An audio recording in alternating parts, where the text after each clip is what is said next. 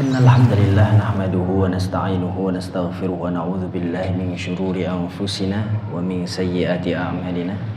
May yahdihillahu fala mudilla lahu wa may yudlil fala hadiya lahu. Asyhadu an la ilaha illallah wahdahu la syarika lah wa asyhadu anna Muhammadan abduhu wa rasuluhu, amma ba'du. Fanabda, kita mulai. Alhamdulillah, segala puji bagi Allah Subhanahu wa taala, salawat serta salam selalu tercurah kepada Nabi Muhammad sallallahu alaihi wasallam. Alhamdulillah, pertemuan lalu kita membahas tentang kehebatan bawaan anak, yaitu mereka punya karakter pertama iman, itu adalah basic. Yang kedua karakter belajar. Jadi anak itu condong pada keimanan fitrah dan condong pada suka belajar. Gimana? Ya, anak kita suka belajar ya. Belajar, lihat sungai, dia belajar itu isinya apa. Ada ikan, ada keong, ke sawah, suka bermain. Kemudian karakter bakat, ya, dia condong kepada apa? Suka membaca, suka gunting-gunting. Nah, itu bisa diketahui. Yang keempat adalah karakter perkembangan, gitu ya. Ya. Dimana anak itu akan selalu berkembang ya dan bertumbuh, dan kita harus bersabar membersamainya. Maka karakter perkembangan ini kita akan pelajari, yaitu supaya kita tahu bagaimana bermuamalah dengan mereka saat umur 0 sampai 7, 7 sampai 10, 10 sampai balik sampai nanti ke liang lahat. Maka kita sekarang harus bisa mendidik anak sesuai dengan fase perkembangan. Mendidik anak sesuai dengan fase perkembangan.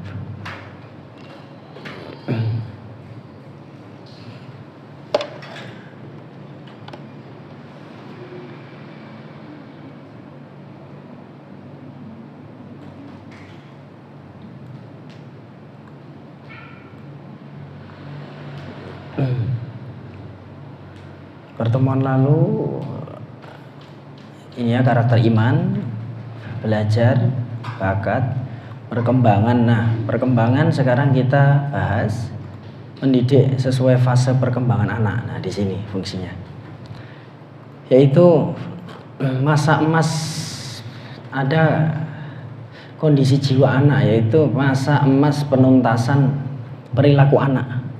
Jadi perilaku anak yang menurut kita nakal itu ternyata tidak nakal, hanya butuh diarahkan saja. Masa emas penuntasan perilaku anak. Jadi umur 0 sampai 7 ya, di dalam sirah nabawiyah Nabi sering banyak memperlakukan anak itu pada posisi an-nafsul ammarah, alias 0 sampai 7 itu anak lebih suka ke cenderung menjalankan apa yang dia mau, bergerak ya, dia gojek ya kan, dia usil, mungkin dia egois, kalau dikasih makanan maunya pegang sendiri. Betul nggak itu? Kalau anak umur segini ya, dikasih makanan suruh berbagi, gampang atau susah?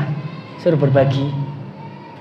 Kemudian disuruh, kalau berbuat salah suruh minta maaf, gampang atau mudah? Ya, seperti itu.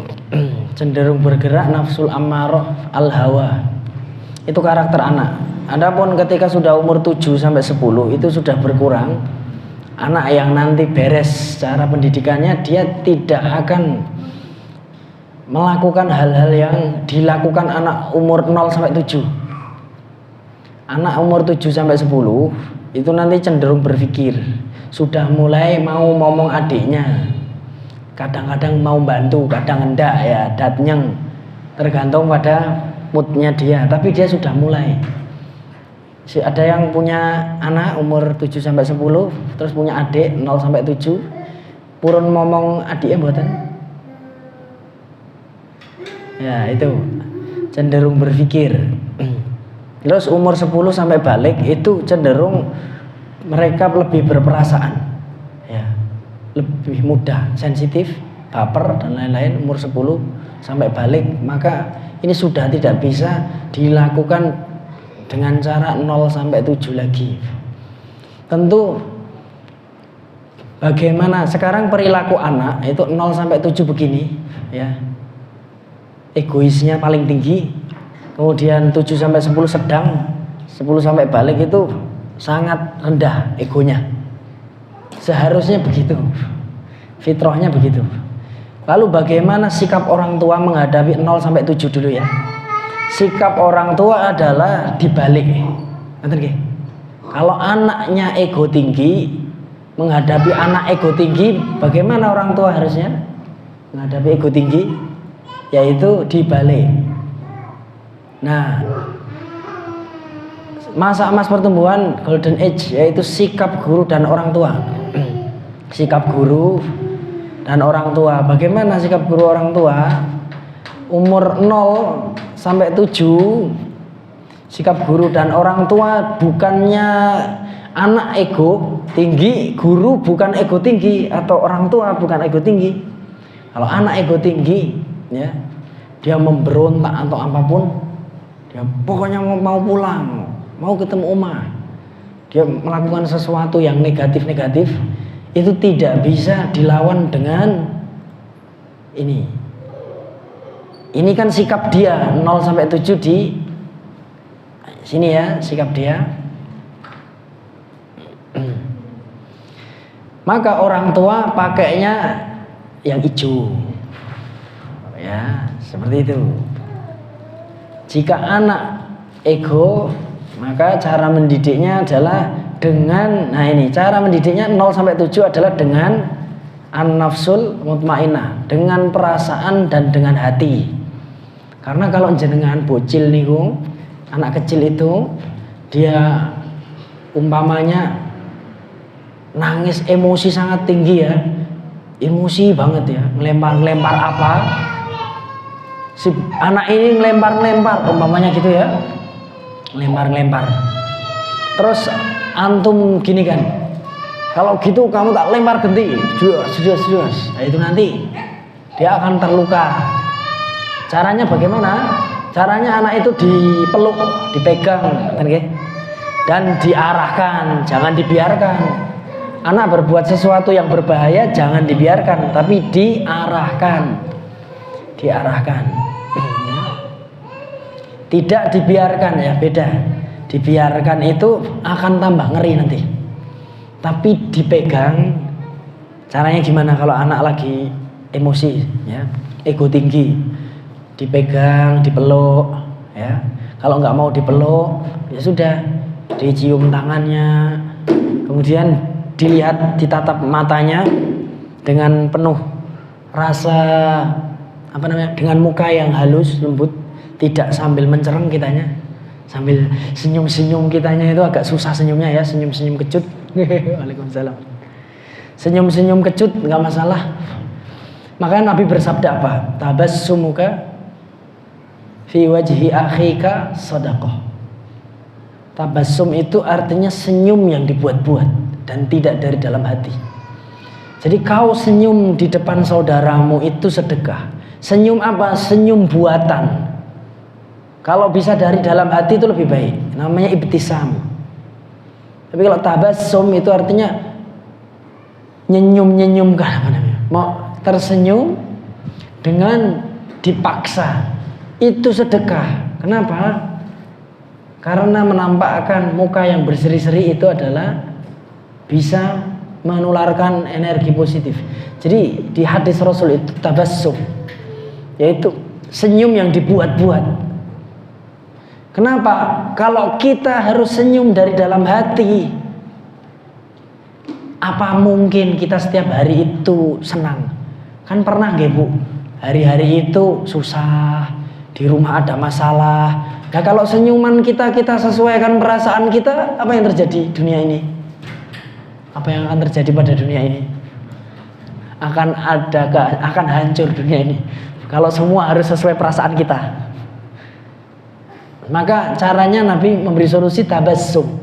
Subhanallah, itu sunnah Rasulullah SAW, itu tabassum. Tabassum itu apa? Senyum, mau dalam hati atau dibuat-buat.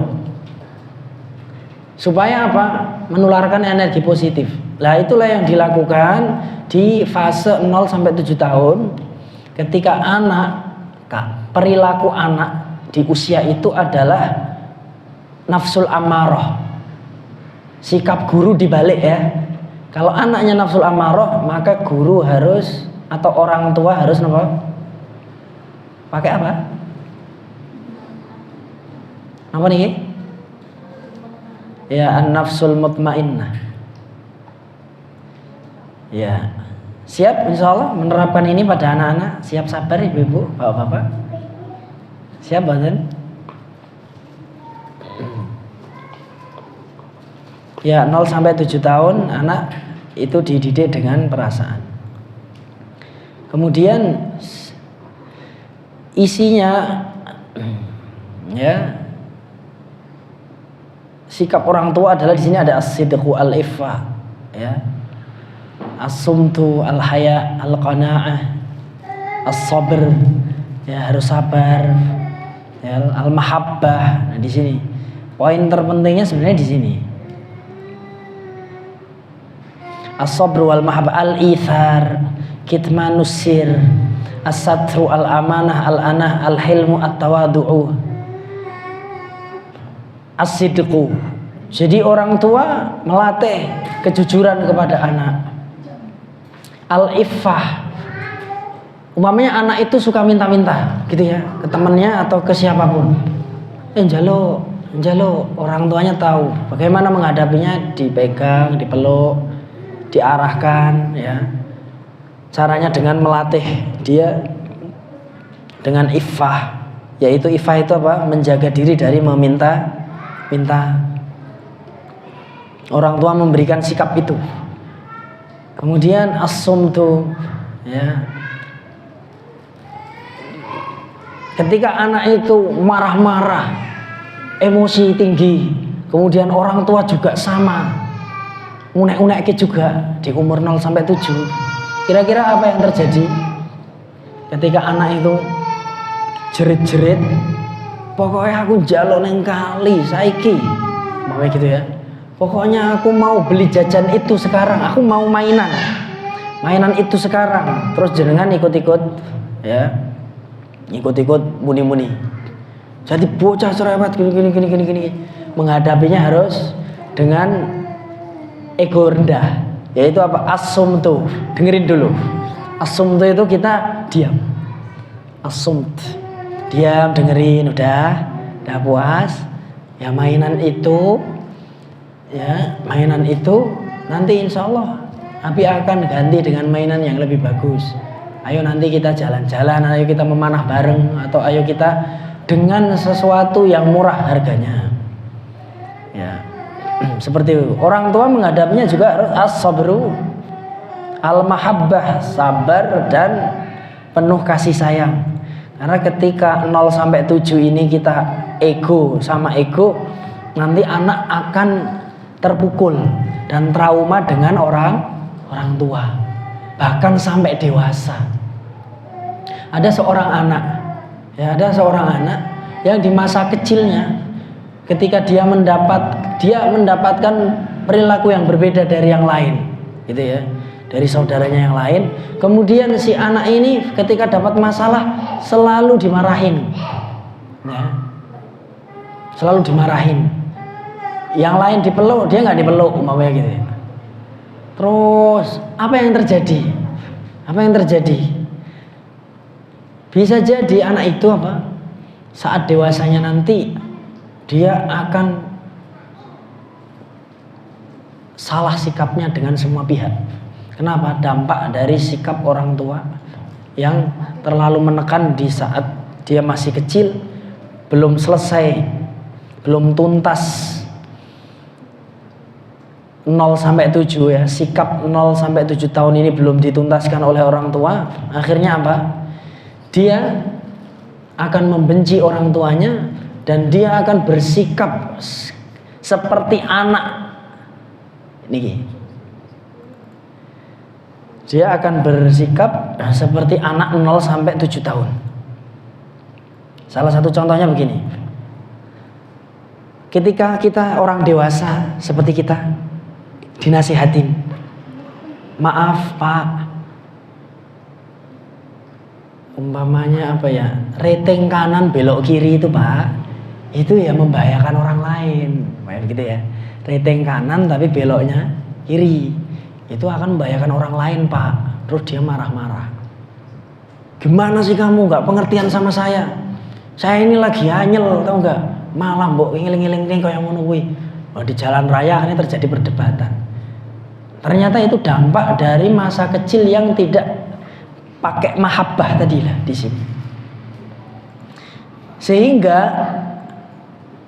ketika jenengan mengingatkan anak yang akan umpamanya nyemplungin uang ke sungai, kira-kira awal kali antum mengingatkan anak, si anak itu langsung setuju atau berontak? Anak itu kan lagi mau ngelempar batu apa, terus uang mau dilempar, terus antum ingatkan, kira-kira dia langsung oh iya, atau dia malah semakin ingin melempar? Anak 0 sampai 7 semakin pengen ngelempar kan. Lah ketika orang dewasa ada yang sikapnya gitu, diingatkan, oh, jangan reteng kanan belok kiri Pak, ya wes sisan ke wae, malah dia membantah. Berarti itu kan sikap anak umur berapa tadi? 0 sampai 7. Kenapa itu terjadi? Karena masa kecilnya tidak diberi ruang untuk mengekspresikan tadi. Lah terus kalau anak mau ngelempar uang gimana? Ganti aja uangnya dengan kertas atau dengan daun, enggak apa-apa. Dia nggak akan peduli. Oh, yang penting lempar dah. Itu anak kecil. Lah kalau orang dewasa, nah maka dari itu berat kalau sudah dewasa kok belum selesai kemengasuhannya. Maka tadi ya, sikap orang tua ini belum kita bahas semuanya saat ini. Intinya salah satunya adalah menghadapi anak ego bukan dengan balas ego, tapi kita harus as-sabru wal mahabbah, dengan kasih sayang dan kesabaran. Bukan berarti didiamkan ya. Anak yang berbuat kebatilan tidak boleh didiamkan, tetapi diarahkan tanpa jengek-jengek, tanpa bermuka marah, dengan muka yang sangar, itu dilembutkan mukanya seperti itu. Ini adalah sikap orang tua terbalik ya. 0 sampai 7 ego rendah, 7 sampai 10 ya dengan ego sedang, plus dikuatkan, nanti ada gitu, plus dikuatkan ego tingginya. Karena kalau terlalu rendah nanti ada kendala. Lah anak yang sudah 10 tahun sampai balik, sikap orang tua tidak terlalu lembut tetapi lebih strength. Kalau kepengasuhan 0 sampai 7, 7 sampai 10-nya udah bener, insya Allah umur 10 sampai balik bisa diberlakukan dengan ketegasan ya. Orang tua ego tinggi, anak udah balik kok pacaran, anak udah balik kok berduaan, laki-laki perempuan, ego tinggi, harus tegas bapaknya. Loh, lah kalau digitu kan malah tambah. Dia kabur ke rumah pacarnya itu kan, malah dia nginep di sana. Lah itu mesti 0 sampai 7-nya belum dapet dia. Makanya umur 10 tahun sampai baliknya belum bisa pakai ego. Orang tuanya harus balik ke sikap 0 sampai 7 tahun. Karena si anak ini belum tuntas. Bahkan kepada mereka-mereka yang melanggar tadi di jalanan tadi ya.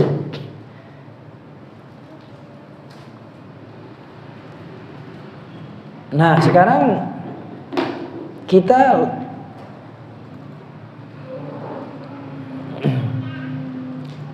menuju poin nomor 1, yaitu ada beberapa marhalah ya di dalam. Nah ini di dalam Islam dikenal ada 1, 2, 3, 4 marhalah ya. Ini yang perlu dicatat oleh kita. Yang pertama dari bawah, atau 4 fase pertumbuhan anak ya. Kan ada karakter pertumbuhan ya. 1 yaitu umur 0 sampai 7 itu ada daurut tufulah, masa tufulah anak-anak. Kemudian dalam Islam ada 7 sampai 10 masa tamyiz. 10 sampai baligh daurul murahaqah, masa puber. Yaitu pemuda ya. 10 nanti sebelum pemuda. Ini daurul murahaqah itu peralihan dari tamyiz ke pemuda. Itu namanya daurul murahaqah, masa puber. Kemudian yang terakhir adalah balik sampai 40 tahun. Ya. Masa syabab. Wah, berarti yang di bawah 40 masih syabab ini. Karena Nabi Muhammad SAW diutus 40 tahun. Panduannya dari sirah, dari hadis dan lain-lain dan Quran, maka terkumpullah 4 tahapan ini. Tufulah 0 sampai 7, 7 sampai 10 namanya tamyiz. 10 sampai balik murahaqah, balik sampai 40 tahun namanya syabab. 40 sampai 60-an sampai 90-an namanya apa? Nah, daur apa? Syuyuk, syekh. Iya. Bahasa Indonesianya apa? 40 sampai 60 ke atas. Berarti daur apa? Karisma. Ini namanya karisma. Artinya apa karisma? Karisaiti Masya Allah ya. Alias syekh, daur syekhukhah. Tufulah, tamyiz, murahaqah dan syabab. Nah, kemudian sekarang kita membahas dari poin nomor 1. Anak 0 sampai 7 ego tinggi. Apa sifatnya yang dikumpulkan oleh ulama? Al-himmah, al-ihsan, al-izzah, al-waqar, al-azimah, an-nasyat, asy-syaja'ah. Jadi anak itu himmah, penuh semangat. Anak 0 sampai 7 itu. Ya. Dia punya keinginan yang kuat. Dia rajin melakukan kesenangan dia. Neng kali golek apa? Coba jenengan lihat. Jenengan siang-siang, jam 1, jam 2 siang. Pasaran di bawah terik matahari yang dewasa, bapak-bapak, ibu-ibu. Atau nongkrong-nongkrong di bawah terik matahari jam 2 siang. Mau nggak? Nggak mau. Tapi anak-anak kok kuat? Ini dalilnya. Ini dari hadis Rasulullah SAW. Ada 82 hadis. Isinya karakter sahabat dikumpulkan jadi 40 karakter dasar, karakter utama. Masya Allah ya. An-nasyat. Ini ya ada an-nasyat. Artinya anak kecil tuh rajin, semangat, panas-panas dia mau dolan gitu loh. Padahal kita yang lihat capek ya. Anak-anak mau TPA apa biasanya? Sedamat anak-anak sebelum TPA ngapain biasanya di sini? Playon ya kan? Playon kok ya ora kesel, sing delok kesel. Itu karakter ego tinggi. Rata-rata begitu. Lah itu ada yang enggak gitu tapi dia diam aja cuma nulis-nulis. Ya itu karakter ego tingginya dalam penulisan berarti. Setiap anak beda-beda. Al-ghairah. Anak itu pencemburu. Kalau ada anak kecil ya 0 sampai 7 itu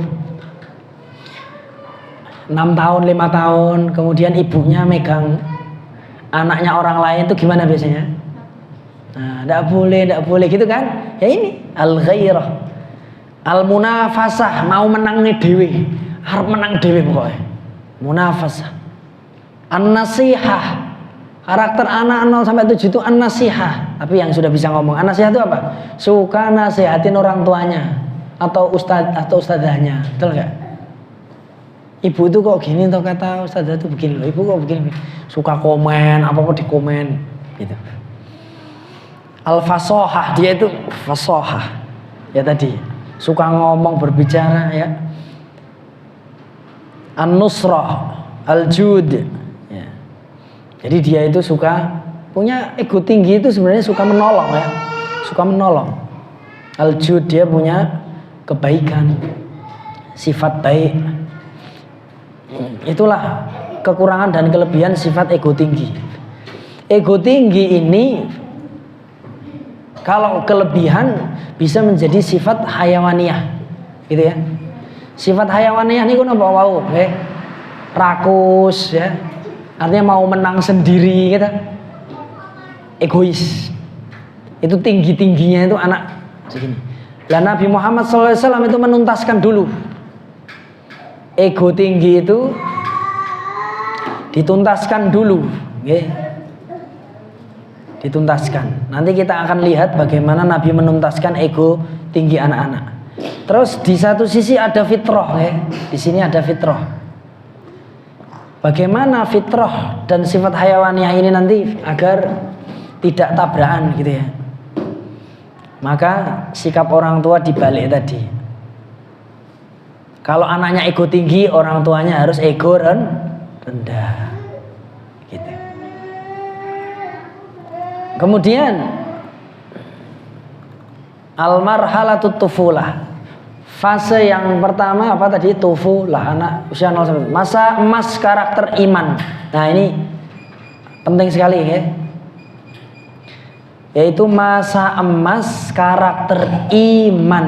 Ingat, karakter itu ada apa? Iman, pembelajar dan lain-lain ya.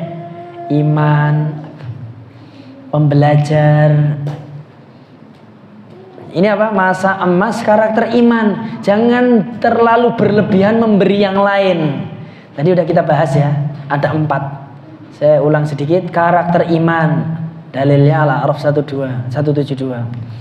Karakter belajar. Jangan kita kasih anak 0 sampai 7 berlebihan dalam karakter ini.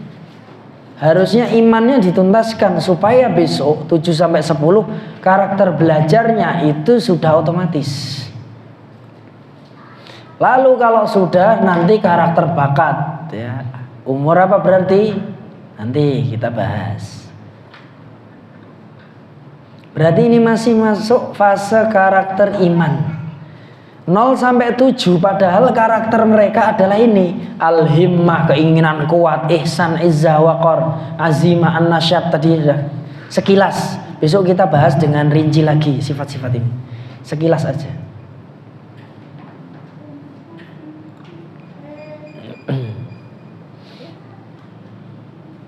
Ya.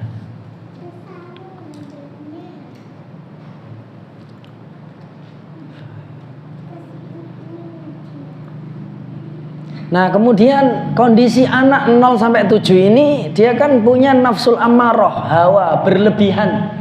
Dalam hawa nafsunya anak ini masih berlebihan. Apa itu? Contohnya nah ini. Anak kecil 0 sampai 7 itu tulul amal. Ini kan sikap negatif atau positif nih? Tercela atau terpuji? Panjang angan-angan ini terpuji atau tercela? Terpuji atau tercela ini? Halo? Panjang angan-angan ini tercela atau terpuji? Gimana? Pilih apa? Tercela atau terpuji? Monggo. Kemudian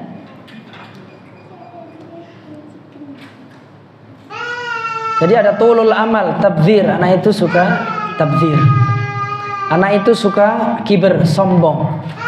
Anak itu suka ujub, membanggakan diri. Anak itu tamak, serakah, tahawur, ngawur. Tahawur itu ceroboh.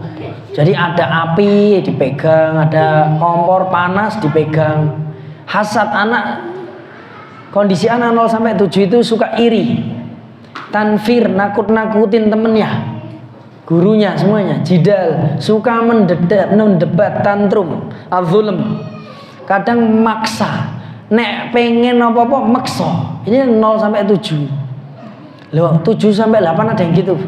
Nah, itu berarti 0 sampai 7-nya belum tuntas. Tuntaskan dulu ini. Tabdzir, boros. Boleh enggak ini dilakukan anak-anak? Boleh tidak? Semua ini ya. Tulul amal, panjang angan-angan, boros, berlebihan, sombong, bangga diri, serakah, ceroboh, iri hati. Suka nakut-nakuti, suka debat, suka maksa nek njaluk apa-apa, boros karena emang belum bisa berpikir jernih.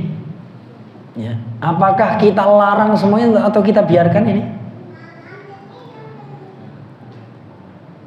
Ya. Kemudian maka ketika anak nafsul amarah, orang tua harus pakai poin nomor 2. Ya, yaitu apa? Nafsul mutmainnah. Orang tua haruslah mengimbangi sifat anak yang pertama dengan kelembutan. Anak-anak umur 7 mamanya atau 6, kalau ditanya cita-citanya jadi apa, rata-rata apa jawabannya? 1. Anak itu kalau ditanya cita-citanya jadi apa? 1 apa? Polisi, tentara, pilot gitu.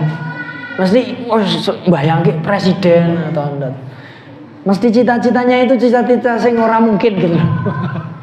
Yang susah bagi orang tua. Ya itu wajar ya. Tabdzir ya, suka boros ya anak-anak.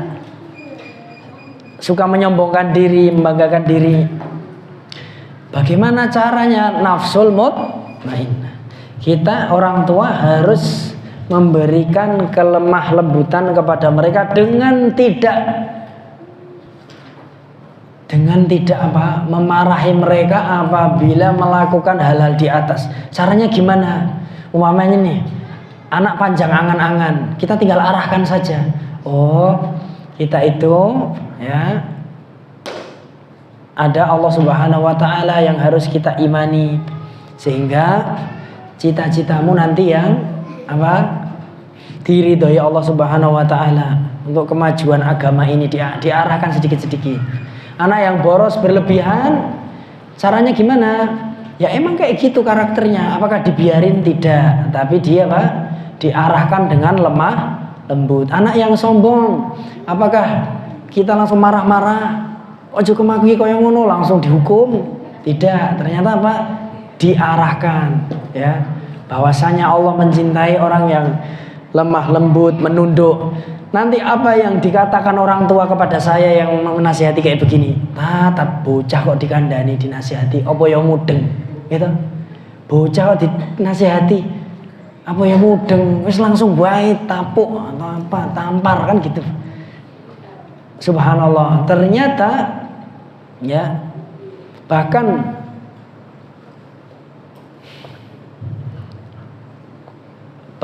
memperdengarkan ayat-ayat Al-Quran itu sejak janin ya, sejak dijanin, sejak ditiupkannya ruh. Kenapa anak itu Allah sudah berfirman kan? Bukankah Allah sudah berfirman kepada janin saat itu kan? Alastu bi rabbikum, wahai janin, bukankah Allah itu adalah Rabbmu? Apa yang Allah firmankan setelah itu apa Ustaz? Qalu bala syahidna, kami bersaksi, iya engkau adalah Rabbku ya Allah. Masya Allah, berarti janin ini sudah bisa dengar, merasakan tidak? Dan itu Allah sudah berfirman. Berarti kalau kita bilang anak kecil umur 6 tahun 5 tahun dikandani apa mudeng, dikandani dengan lemah lembut apa mudeng, langsung ditapuk wae, dijiwet wae, kan gitu tau. Ternyata mereka mudeng. Jangankan sebelum lahir aja mereka sudah mudeng, selama roh sudah ditiupkan. Mereka sudah bisa merasa. Bayi itu bisa stres, bahkan bisa ketubannya keruh mungkin gitu ya, karena mengeluarkan pup yang kotor karena stres ya, karena orang tuanya stres. Maka kita harus menjadi apa? Nafsul mutmainnah. Gitu ya.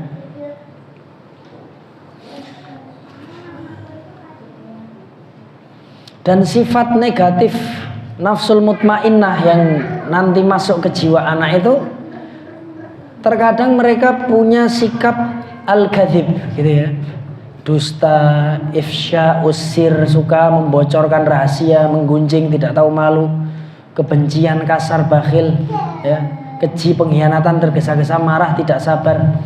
Nah, ada kondisi anak yang dia condong kepada nafsul mutmainnah itu, ini negatifnya di sini.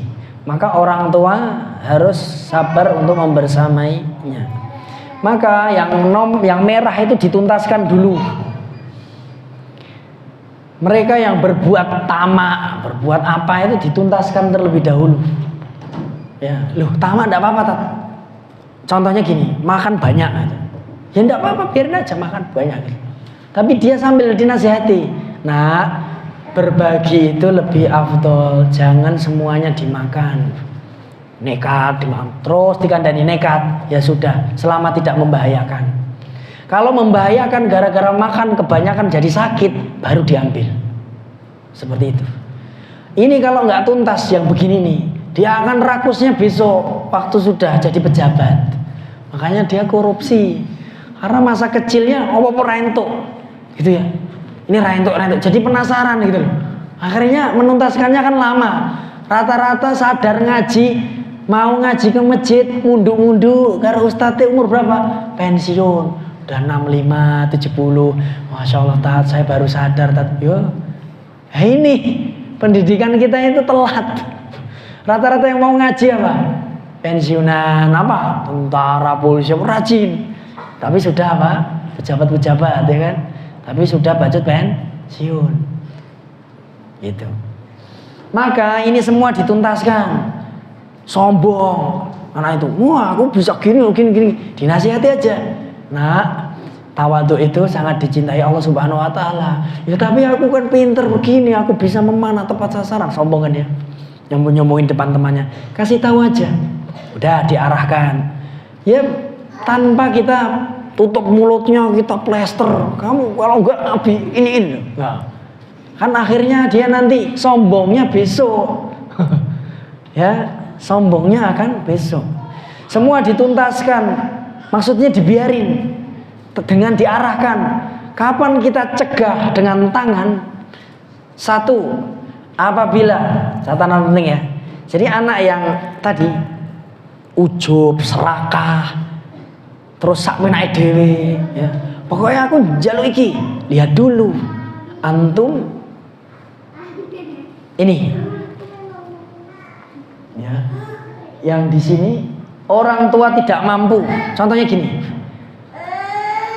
dia minta mobil-mobilan yang harga 5 juta yang bisa disetir umpamanya, terus tidak mampu, jangan dituruti. Paham ya? Ini yang paling bawah. Orang tua tidak mampu, anak lagi pengen, pokoknya aku mau ini, gitu kan? Jangan dituruti. Jangan dituruti. Kapan dituruti? Kalau cuma aku mau itu nangkep cebong, ya udah, nggak apa-apa, tangkap aja.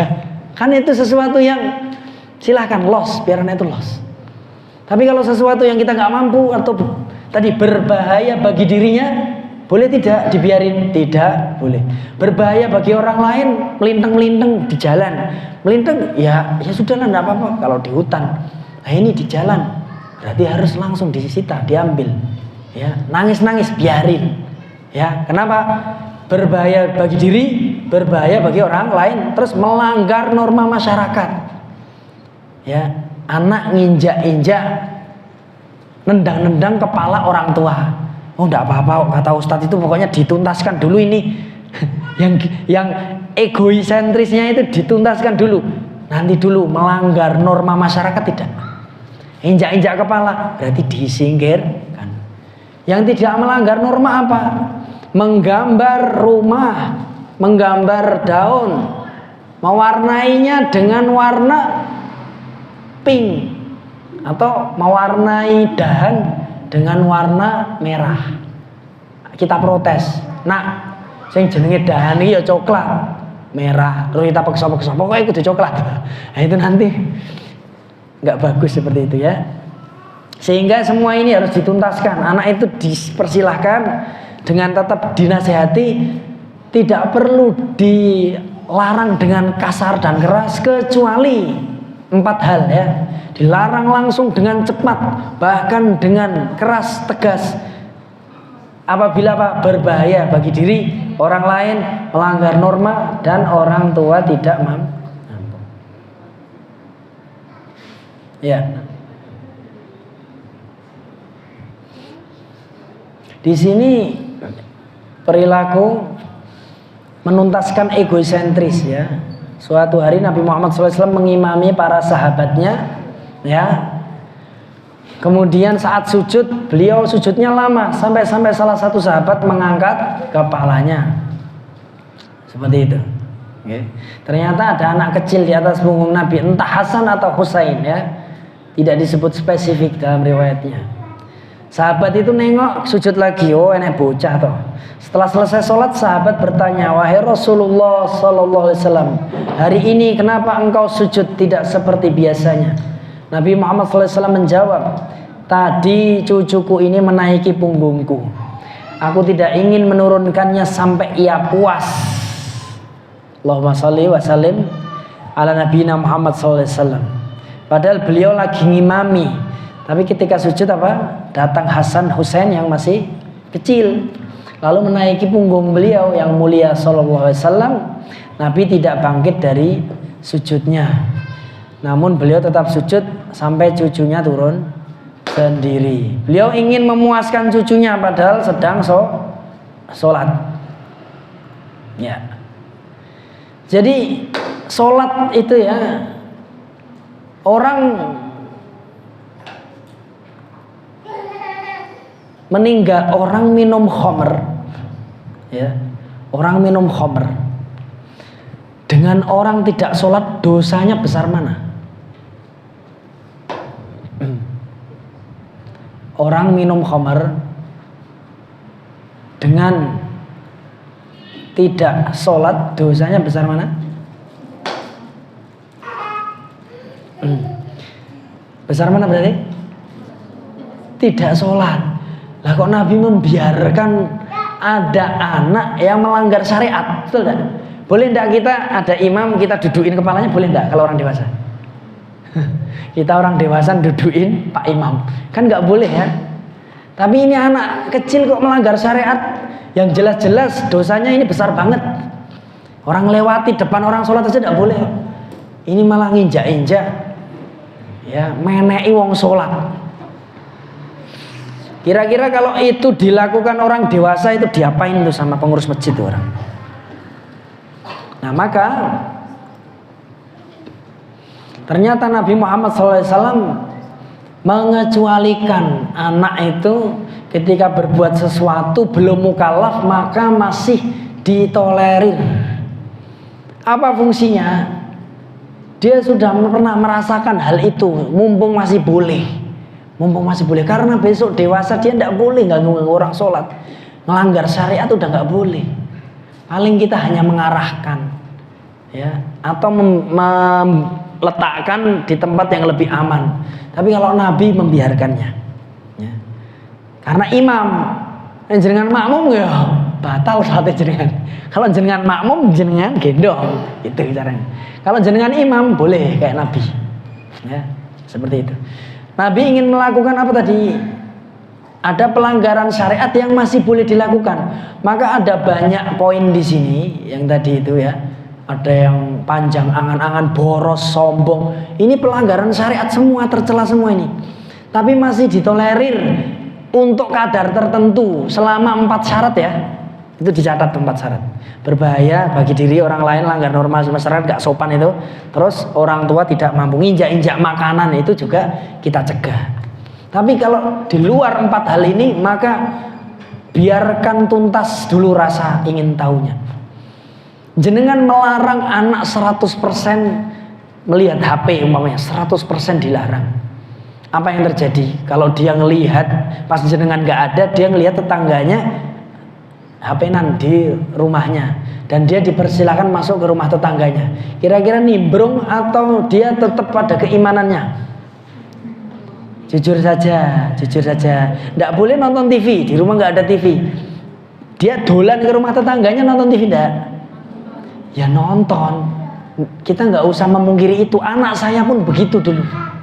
Kapan mereka mari mboten tanggane meleh? Kapan mereka sembuh, tidak lagi nonton di rumah tetangga dan gak tertarik?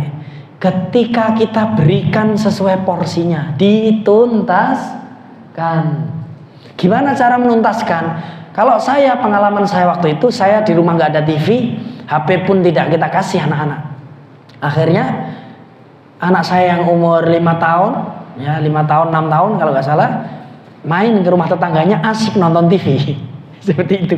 Dan saya merasa berarti gagal pendidikan saya. Kenapa? Dia hanya berhasil kalau ada saya.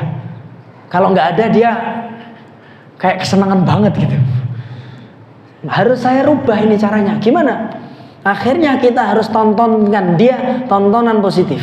Ya sudah, kita ada jadwal nonton di laptop film Al-Fatih, film pokoknya kisah-kisah Nabi ya, Saifuddin Qutuz, pahlawan-pahlawan, atau film hewan-hewan, hewan ini, hewan itu, pengenalan tentang alam, itu seneng anak-anak. Sehingga ketika dia main ke rumah tetangganya, dia bilang begini, aku juga udah punya TV kok di rumah, sudah nonton laptop Abi. Seperti itu. HP juga begitu. Yang lain nge-game mereka datang nonton, pada nge-game tuh nonton. Kemudian kamu tak pengen tahu toh HP itu, nih loh, yo nonton sama film hewan-hewan juga. Dipertontonkan sesuatu yang positif. Kita lagi buka-buka jualan. Itu buka apa? Ini jualan. Ya, jualan. Allah berfirman, "Ila fi Quraisy ila fihim rihlatash shita'i was-shaif." Dulu orang Quraisy itu berdagang, nak. Oh iya toh. Nah, kita kaitkan dengan Quran, kita komunikasi dengan anak. HP tidak boleh diserahkan ke anak, tidak. HP dipegang kita yang atur. Sehingga anak itu nggak penasaran. Oh, HP-mu isinya mau koyo ngono. Sebelum dia kecanduan game dan lain-lain, maka dituntaskan. Ingat, tidak diberi HP loh ya, tapi disilahkan untuk nonton dalam waktu tertentu, laptop dalam waktu tertentu. Setelah itu disonding, habis film ini selesai sudah ya, insya Allah mereka akan nurut. Itu pengalaman kami, sehingga mereka sembuh. Nggak lagi dolan ke tanggane, ngelihat orang HP-nan ya biasa aja. Mau lihat ya sekedar gitu, sudah. Nggak. Bukan menjadi sesuatu yang hati-hati, mantek. Mantek dia tuh kok tergila-gila gitu ya. Ya, maka anak usia 0 sampai 7 itu kondisinya. Bagaimana kondisinya? Yaitu egoisentris, egois, dituntaskan egonya. Kalau nggak dituntasin nanti pas umur 10 sampai balik dia egonya. Nah, ini susah lagi nih kita. Susah lagi kalau apa? Egonya itu umur balik sampai umur tadi berapa? Syabab. Lebih susah lagi egonya kalau 40 sampai 60 tahun. Nah, susah melen. Pripun niku? Padu karo putune rebutan nopo, padu karo putune. Enten ngoten niku kan. Imajinatif ya. Anak umur 0 sampai 7 itu imajinatif, maka kita lebih afdal apa? Sebenarnya TV, laptop dan HP itu malah tidak terlalu bagus untuk melatih imajinasi anak. Imajinatif itu apa? Anak kami itu biasanya mereka suka sekali dengan buku dan suka sekali minta diceritain. Nah, itu akan sangat mengembangkan imajinasi mereka. Kenapa? Kalau kita ceritain cerita, ya buku bacaan, kisah Nabi, mereka akan membayangkan, gitu. Tapi kalau sudah di laptop ada filmnya gitu kan, itu biasanya kita kasih hanya seminggu sekali, tiap hari Jumat. Itu pun kalau ingat mereka. Kalau nggak ingat ya sudah, kita ajak yang lain. Itu pun hanya maksimal 30 menit 1 jam. Artinya ikhwani fiddin, itu sekedar memuaskan ego mereka tadi, keinginan tahuan mereka tadi. Tapi untuk pendidikan imajinatifnya itu diceritain, ngerti nggih? Itu mereka akan membayangkan sendiri. Kemudian anak kondisi 0 sampai 7 ini sensitif. Jadi jangan sampai keluar kata-kata yang nanti tidak bagus, mereka akan menirunya. Ya. Sensitif sekali. Itu kondisinya. Lalu bagaimana cara belajar mereka? Cara belajar anak usia 0 sampai 7 adalah yang Nabi ajarkan kepada para sahabat, yaitu at-taqlid. Kalau zaman Nabi namanya ittiba, mengikuti sunnah Rasul. Kalau sekarang kepada ulama berarti at-taqlid.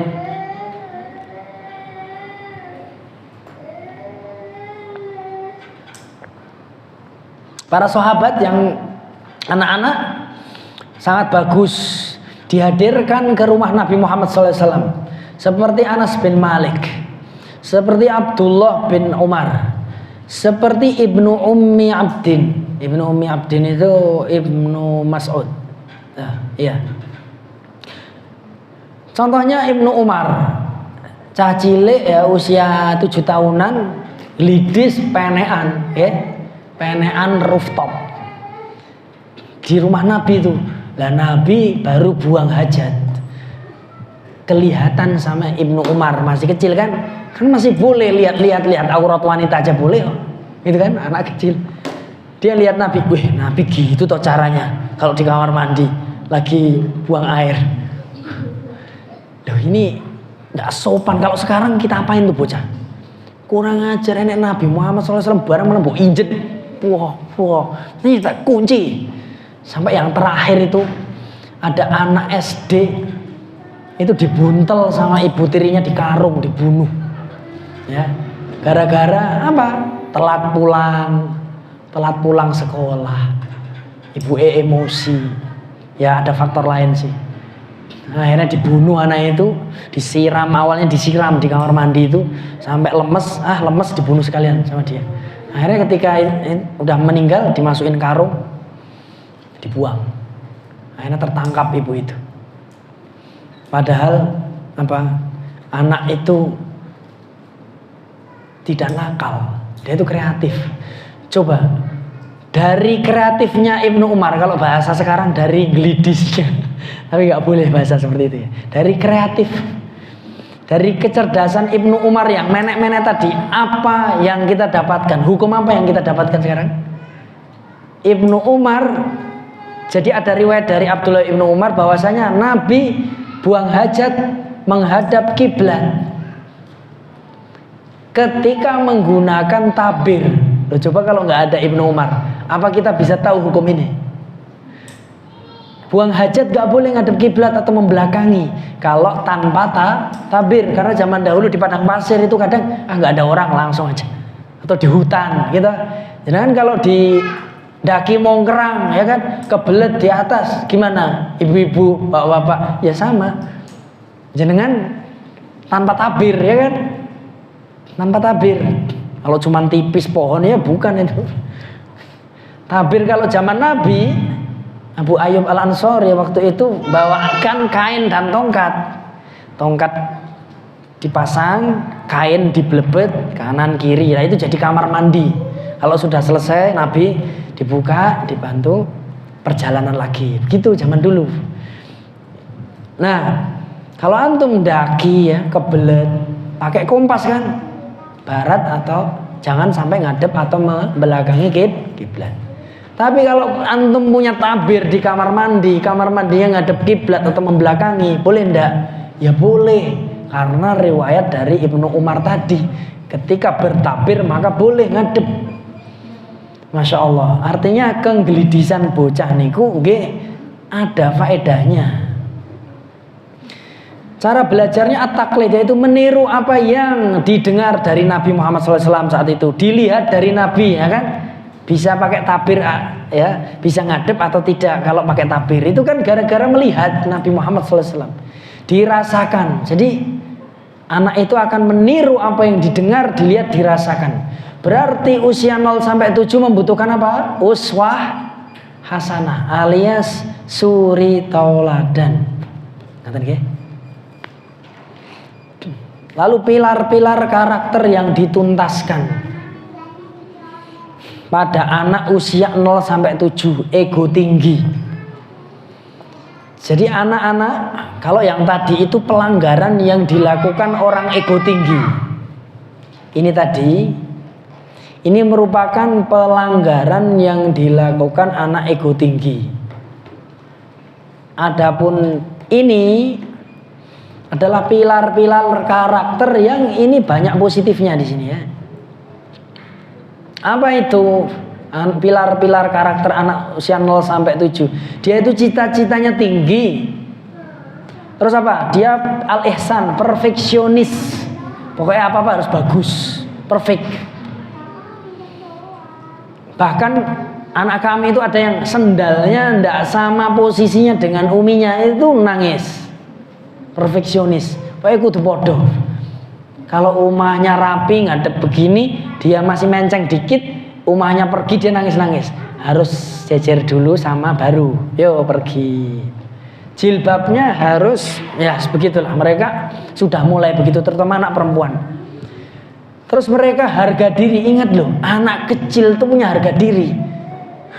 Kalau kita permalukan, gimana kalau antum anak itu tadi pagi ngompol umpamanya, anak umur 7 tahun ngompol, terus antum ceritakan ke orang lain, semuanya tadi si Ahmad ini ngompol loh, diceritain. Gimana? Anak itu marah nggak, Bu? Pernah nggak ngalami kayak gitu? Diceritain aibnya terus marah. Kalau saya pernah ngonangi anak seperti itu, dilok nih, itu tadi biasanya kan di TK gini, siapa tadi yang nggak ngompol kan gitu kan? Kemudian kak saya bu lah, yang ngompol itu ngacung juga, saya nggak ngompol gitu.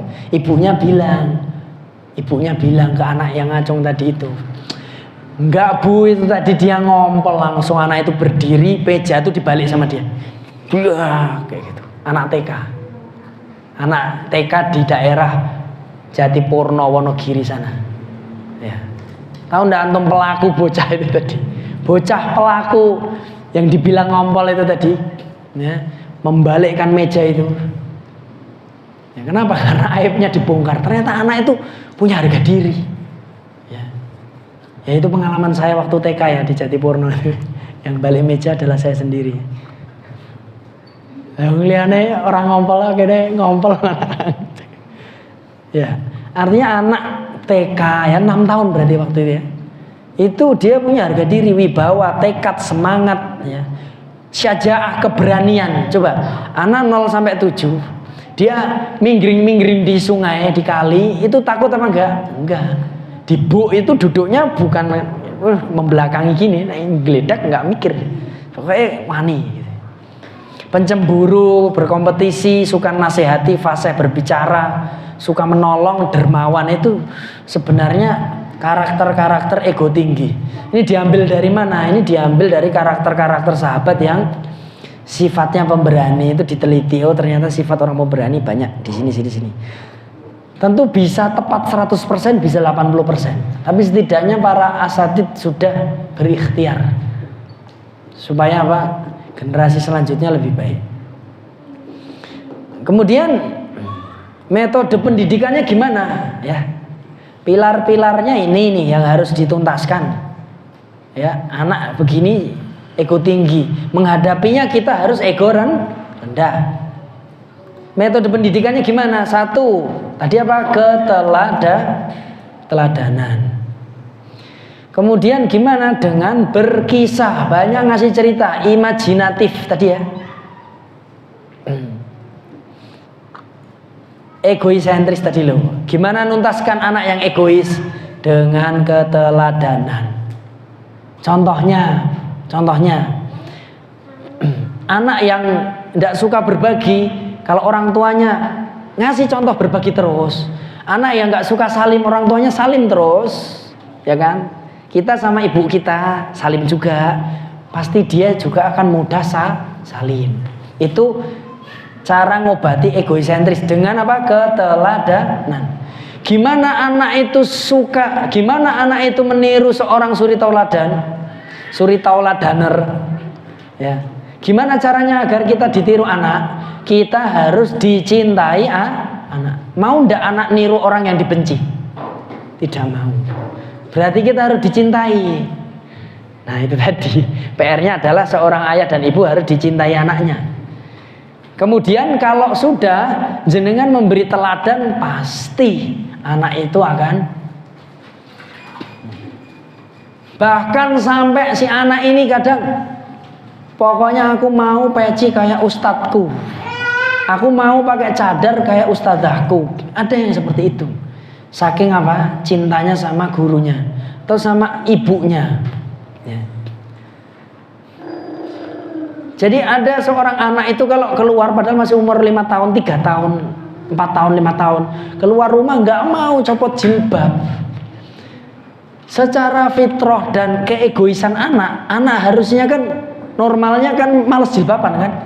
Anak itu keluar rumah pasti males jilbaban, dan itu jangan dilarang tapi dinasihati aja. Lah kok ada anak yang keluar rumah nangis kalau nggak jilbaban?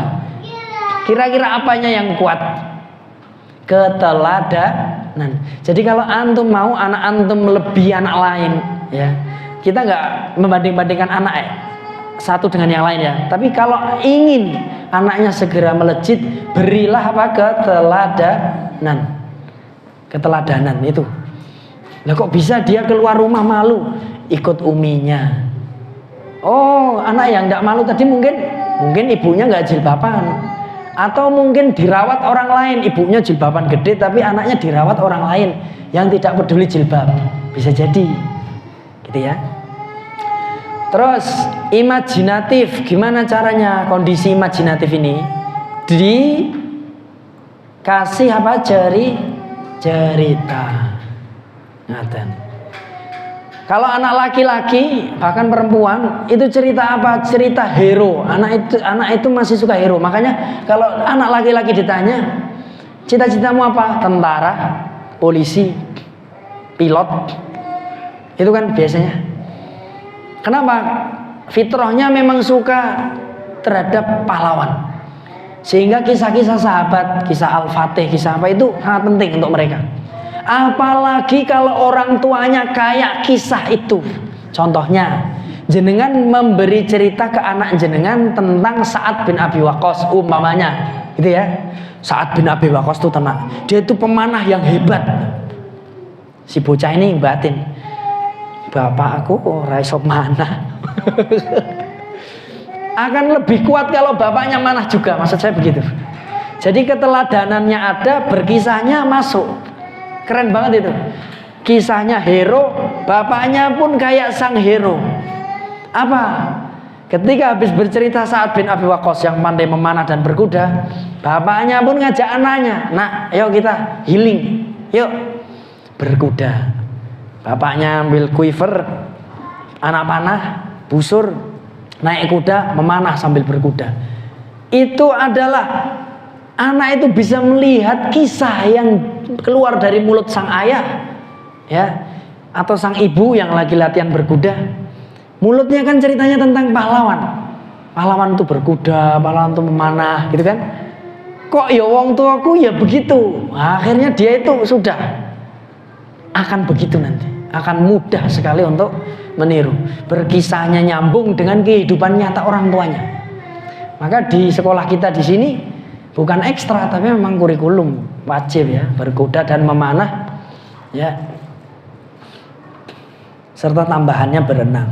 Kalau berenang insya Allah mudah, orang tua sudah bisa mengajak di manapun. Jadi begitu Abi Umi, kalau bisa memanah, bisa berkuda, insya Allah akan lebih memberi tauladan ya. Seperti ada anak sini, anak-anak Kutab, kalau ada ayahnya datang dia semangat berkuda, ada ya. Karena mungkin pernah lihat anaknya juga pandai memanah, ya. Kemudian apa? Untuk melatih ini tadi ya, sensitivitas anak terhadap lingkungan, terhadap sekitar, maka kita butuh bermain bersama alam. Jadi anak-anak itu sukanya apa? Bermain bersama alam. Kenapa ada anak yang susah ngomong di Kutab ini, dikasih kuda tiba-tiba bisa ngomong? Ternyata itu metode ya yang sesuai PKN ini, pendidikan karakter nabawiyah, yaitu keteladanan, berkisah dan bermain. Masya Allah, bersama alam. Kuda itu adalah alam, salah satu contohnya begitu. Kemudian maka apa yang diharapkan dari metode pendidikan anak usia 0 sampai 7 tadi? Terakhir, selesai. Diharapkan anak akan mencintai Allah dan beriman seumur hidupnya, tidak kalau cuma dilihati ayah ibunya. Itu sebenarnya tujuannya. Kenapa yang ditanamkan karakter iman? Supaya anak mencintainya tulus, mencintai Allah tulus. Berbuat ini karena dilihat Allah, bukan dilihat abi umi. Ya. Kenapa dia bisa begitu? Karena dia sudah tuntas. Dan kita masih berproses tentu ya. Kita berproses untuk mendidik anak kita begini. Kalaupun agak telat ya enggak apa-apa. Kita sama-sama belajar. Yang diharapkan apa? Anak mencintai Allah, beriman seumur hidupnya. Itu. Kira-kira kalau kita ganti gimana? 0 sampai 7 tahun kita ganti. Ganti gimana? Kita ganti ini saja. Ya.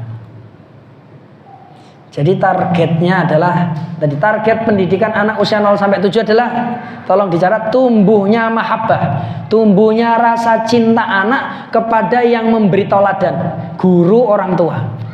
Jadi antum sekarang tugasnya adalah yang anak 0 sampai 7 gimana dicintai anak gitu dulu. Nanti teladan antum akan diikuti. Ya. Dan anak-anak kecil itu kan suka niru apa? Film-film kan? Yang suka nonton film. Aku gini kayak Boboiboy, aku gini kayak ini. Kayak zaman dulu aku kayak Power Rangers. Makanya ada topengnya ya kan, baja hitam zaman dulu.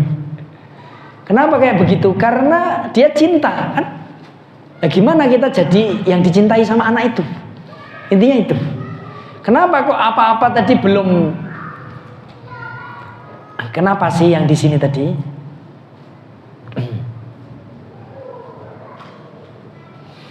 Ada hal-hal yang kenapa yang nampak negatif ini tadi jangan terlalu streng. Jangan terlalu streng sampai marah-marah yang gini ini tadi. Kecuali yang berbahaya ini tadi. Kenapa? Supaya anak nggak benci sama kita, intinya gitu. Kalau kita udah dicintai, oh ini orang tuaku, guruku pengertian kok sama aku kok. Ya.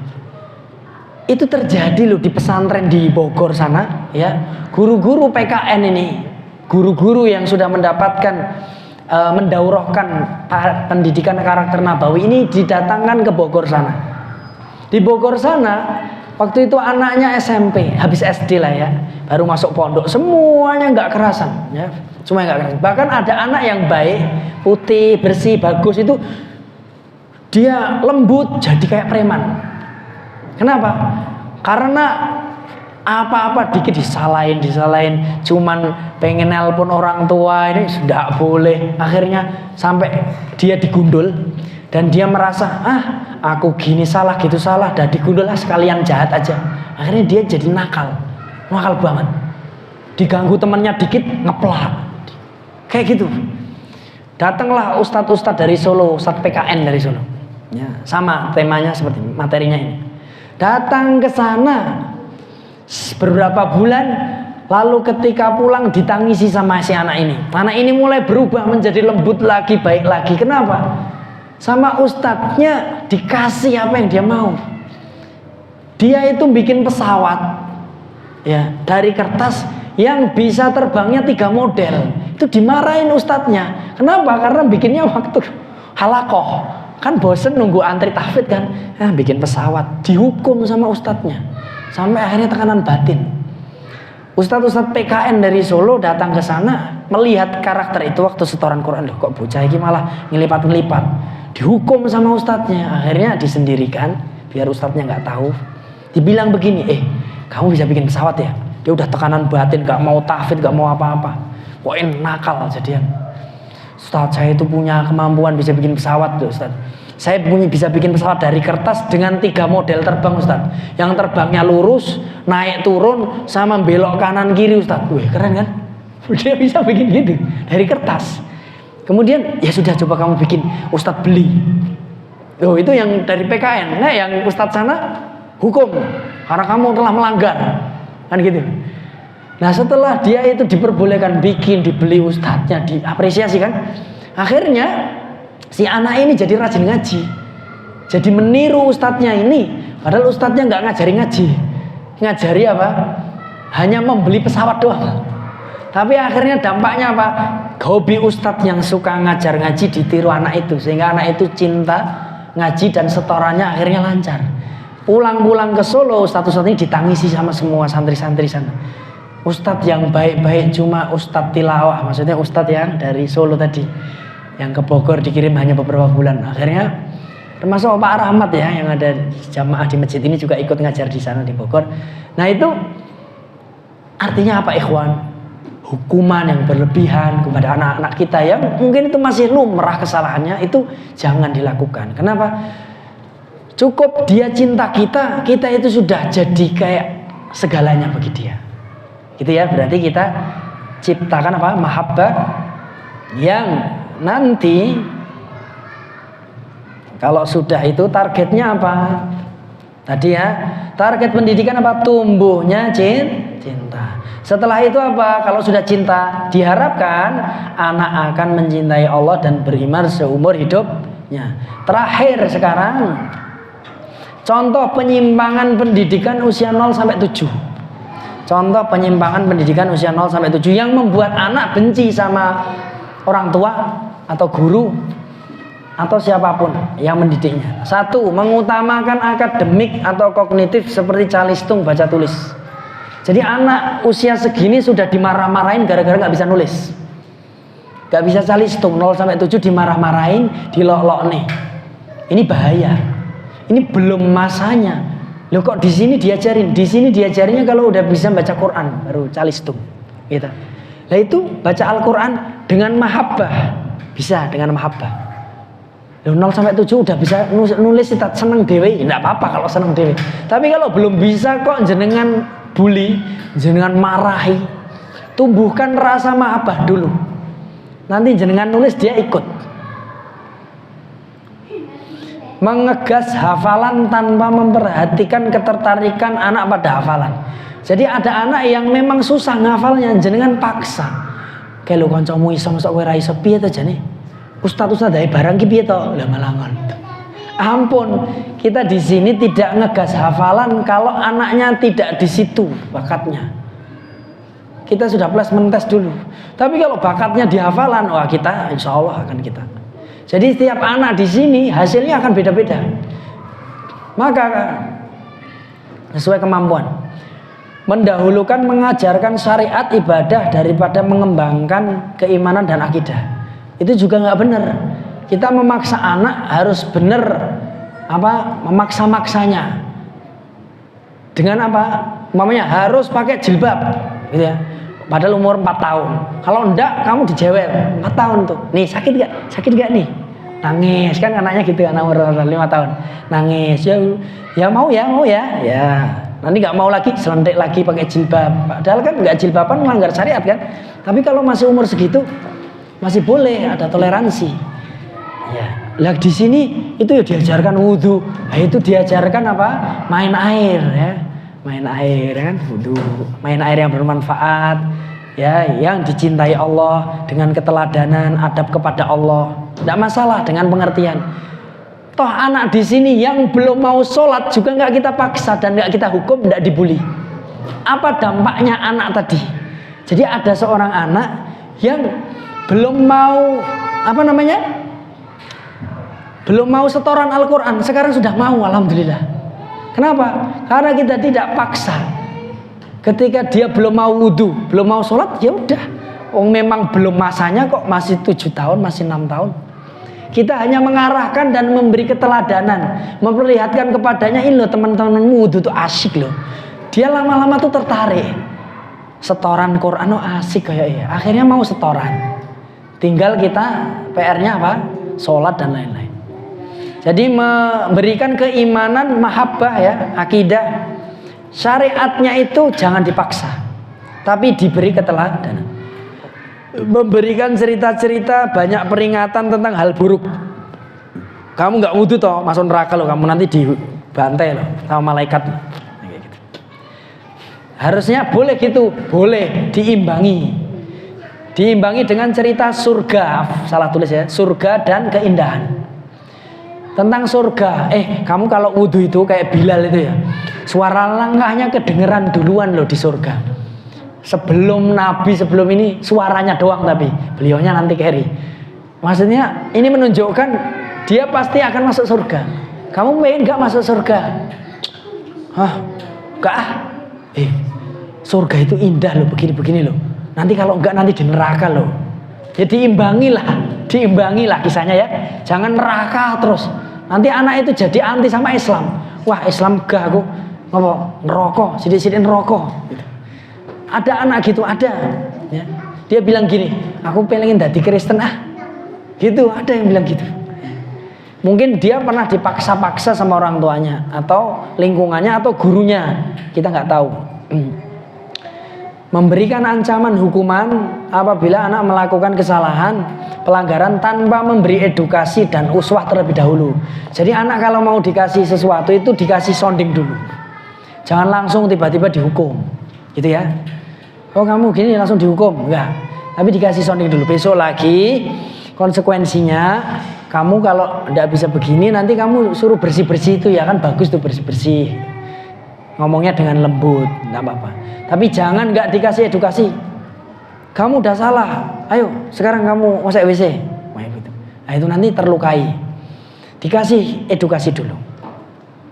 Kemudian membandingkannya dengan anak yang lain. Nah, ini tolong orang tua ya. Jangan banding-banding. Oke. Ngerti nggih? Jangan membanding-bandingkan dengan anak orang lain, anak yang lain. Itu sangat menyakitkan.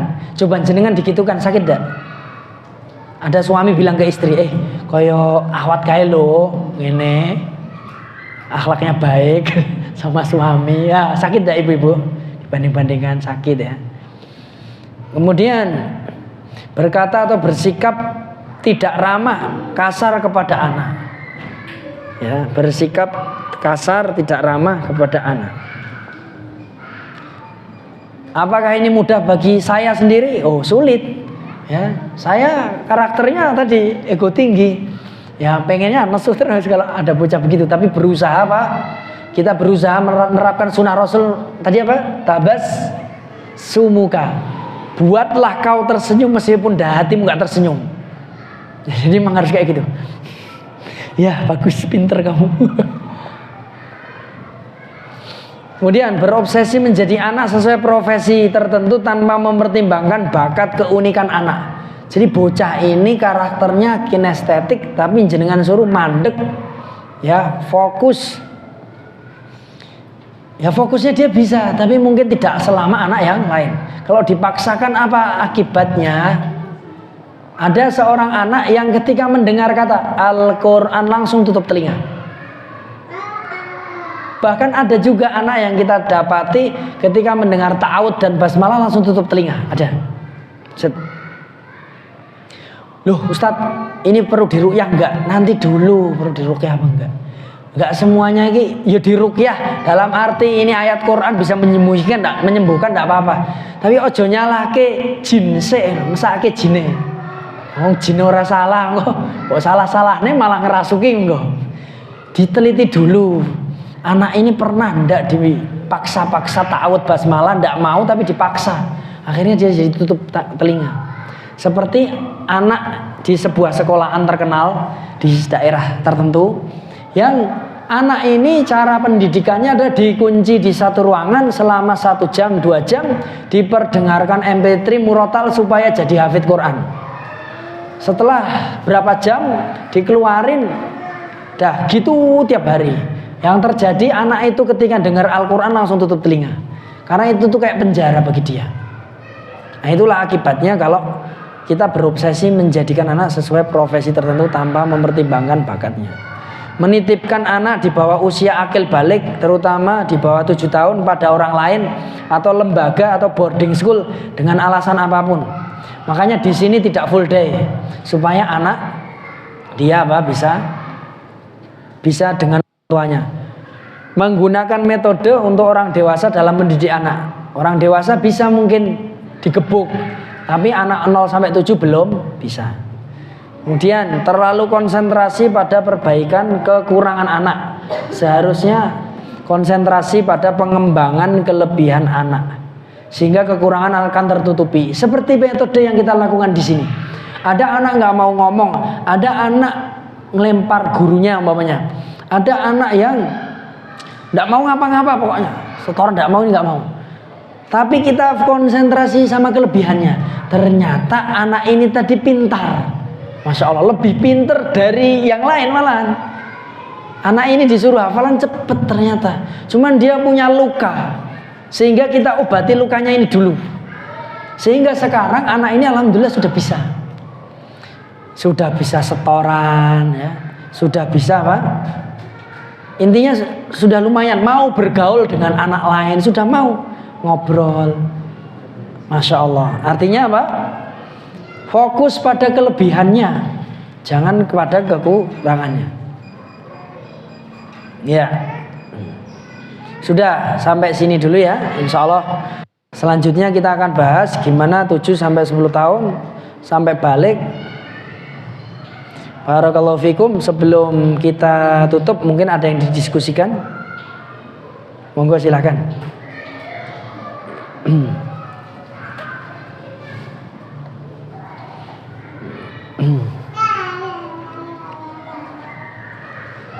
Intinya dari semua pendidikan parenting itu adalah menjadikan orang tua dicintai anak, itu aja dulu. Otomatis harus perhatian, harus sering ngobrol supaya tidak tertarik dengan TV tetangga, HP tetangga ya. Tapi HP-nya umahnya, HP-nya tidak juga ya. Mereka akan tahu waktu ya. Monggo ada yang ditanyakan mungkin untuk solusi putra putrinya.